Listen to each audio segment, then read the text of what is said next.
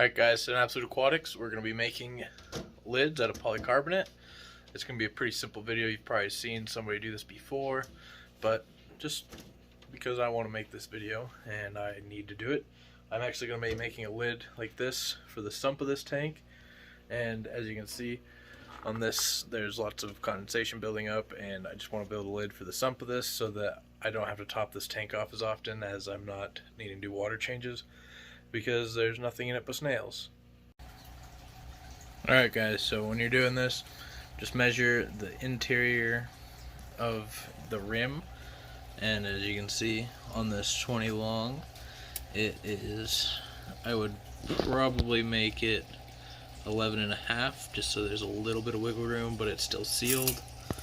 And then I would make this one 29.25, just so there's a little bit of wiggle room. And that's about the exact same as the 29-gallon sump that I have underneath my Planet 40 breeder. Fish coming for that fairly soon, so definitely subscribe if you haven't subscribed so you can see that. Also check out the video where I aquascape that tank. It's really good.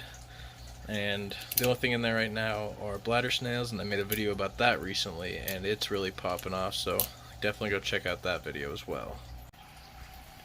Alright, so I've got this piece of polycarbonate, and the way I cut it is I just use a box cutter or a razor blade, and then the way I do it is I take my tape measure,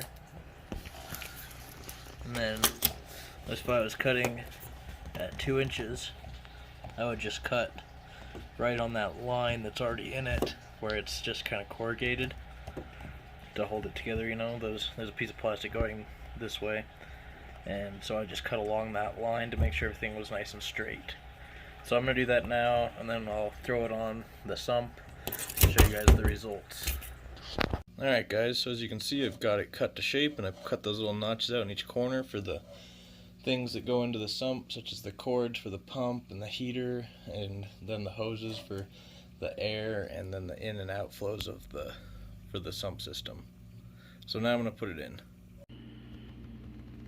Alright, so it is in, and so now the heat from the heater in there will not be escaping through the top of this tank as much, and as the water evaporates, it will not be escaping the tank. It'll hit the top and then drip back in, so I don't have to do as many top offs since I'm not currently really doing water changes on this tank.